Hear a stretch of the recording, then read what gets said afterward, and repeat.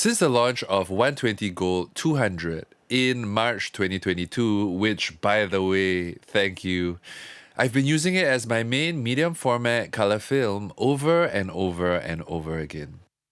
Overseas, at home, in bright light, dim light, 6x6, 6x7, and even 6x17. That's almost 3 years worth of Gold 200.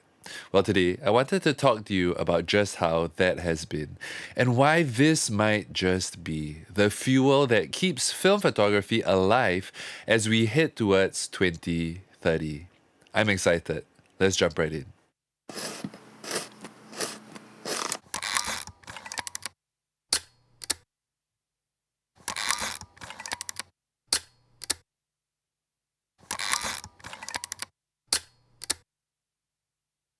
All the pictures you're about to see were developed at home with the Cinestill CS41 kit on a rotary processor.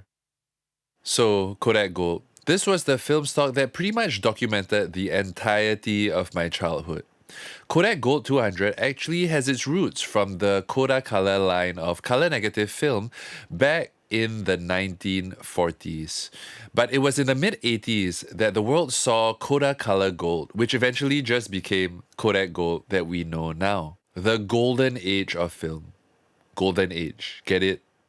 But there were multiple Kodak Gold variants available. There was Gold 100, 200, but also 400 and Gold 1000, a 1000 ISO speed color negative film.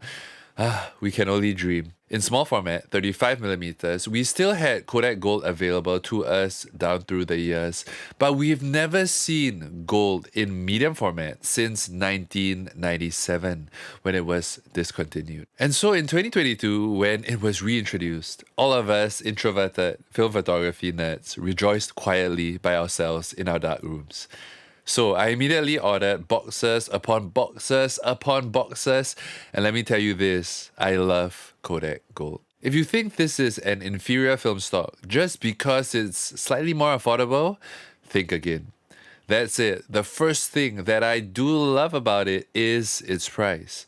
Since its release, the price has been fluctuating slightly, sometimes lower, sometimes higher, but on average it goes for just about $35 for a box of 5, and that's $7 per roll. In comparison, Portra 160 and Ektar 100 is roughly $10 a roll. Portra 400 is $13 a roll. Portra 800 is almost $15 a roll, and those differences begin to add up. Say with a budget of $700, loosely speaking. That's the depreciation of a digital camera over about 2 years.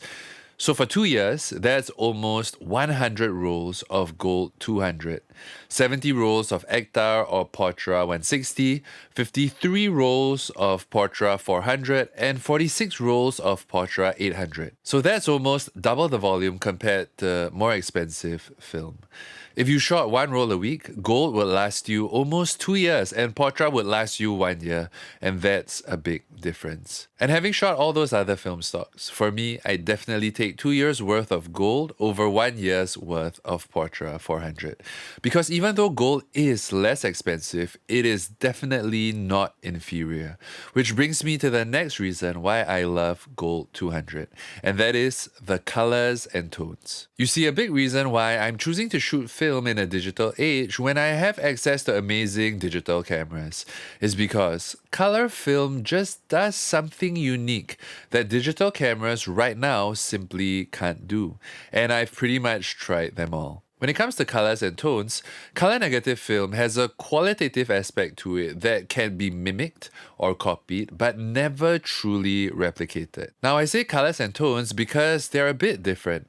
By colors, I mean, yes, how the reds and the oranges and the greens and the blues are rendered.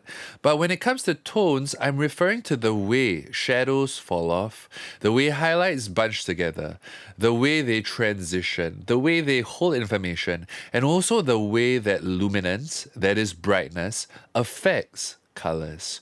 They all kind of play off each other. Tones affects colors and colors affects tones. So for the sake of simplicity, I'll refer to this as rendering.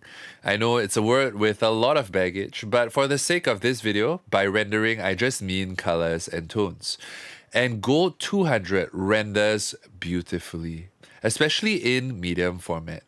Certain film stocks like Portra 160 and 400, they are much more neutral, to the point where if you begin to push contrast and manipulate the picture after the scan, I've seen the work of some film photographers that, strangely enough, simply looks digital. That's a side note, but Portra 160 and 400 is really nice too, and here and there I do reach for them as well, especially when I happen across a sale and manage to acquire them in bulk at a discount. But say if digital was here, say the straight out of camera raw files that a digital sensor makes, and say the most retro character-filled film was here, for example Kodachrome, then Portra would be somewhere here, closer to digital, and Gold would be one step away from digital. I say Ektar is somewhere in between Portra 160 and Gold, and Portra 800 would be past Gold, somewhere closer to that stylized side. And that's important to note.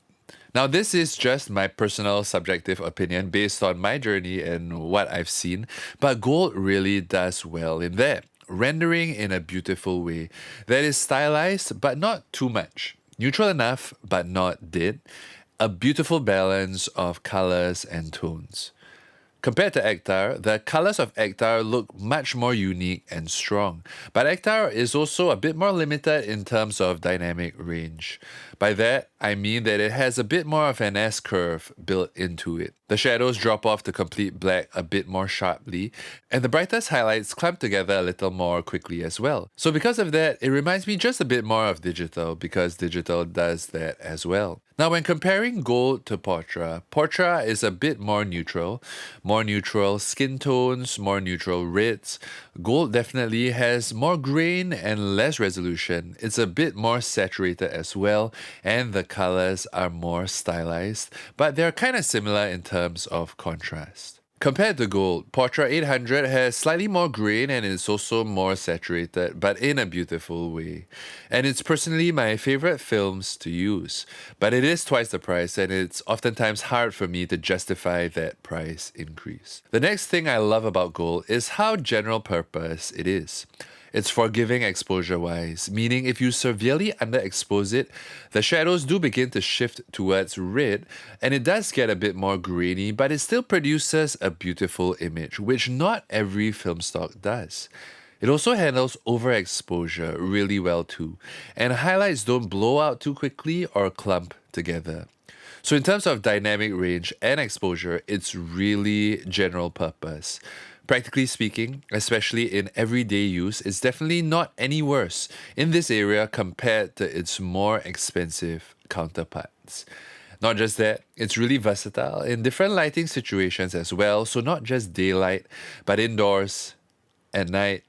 In pretty much almost every lighting situation, I've always gotten beautiful results. Now, because film is white balanced to a single point, not every film handles different color temperatures well, especially if you shoot a really cool or a really warm scene. And not every film scans well when it comes to pictures with color temperatures that are outside the norm, meaning outside being daylight balanced. For example, Portra 160 to me doesn't look as good in indoor lighting under fluorescent or incandescent lights. Ektar doesn't do quite as well at night, especially during blue hour.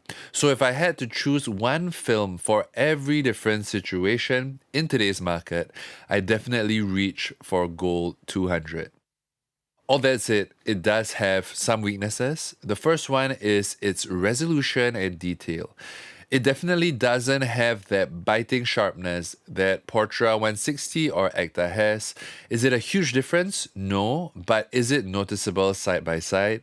Yes. But for me, in medium format, Gold 200 still definitely gives me more than enough resolution than I'd personally ever need, especially because we have such a huge surface area to work with. And I routinely make 100 megapixel scans with Gold 6x7, and I feel like the film base still has more resolution to offer than what I'm scanning at. And something else that does affect the perceived resolution of this film stock is the amount of grain that it has. It definitely has more pronounced grain than other low ISO films. And so when you zoom in on the details, you will see that grain. To me, beautiful. But it is a technical weakness when compared to other film stocks. But all that said, how has it been over the past 3 years? Well, I've been really loving it. It definitely has character. It's hard to describe the character, but I call the colors peachy, warm, a little orange. It has just the right amount of saturation as well. Not too much, but also not too little. It definitely doesn't feel serious or somber. It feels light and playful. And every time I reach for it, I've yet to be disappointed. It's not perfect. If I met a camera genie, I definitely ask for more variants of it. More highly resolving, finer grained gold 50 would be amazing for us tripod users that don't really need hand-holdable film speeds. And oh man, I get excited just thinking about it. Please bring back gold 1000. If it could have the same character but just a bit more grain, perhaps something more like Portra 800, I think that there would be many other happy introverted film photographers celebrating in our darkrooms, myself included. But as things are, Gold 200 has been the missing piece of the puzzle to keep film photography alive. A beautiful film stock that isn't inferior, just a different palette to the other offerings. That is general purpose enough that you don't need to nitpick everything and be highly technical and precise with your exposure, like when shooting slide film. And it's affordable enough for a photographer like myself who shoots many rolls a month to keep shooting ongoing projects on film and not need to feel guilty that I'm spending a huge chunk of my monthly income on film.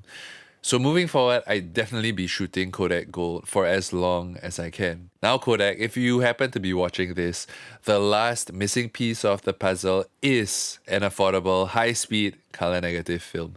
So please bring that back as well. I'd love to hear from you as well. Do you shoot Kodak Gold? How was your experience with it? That's all for today's video. Subscribe and I'll see you in the next video.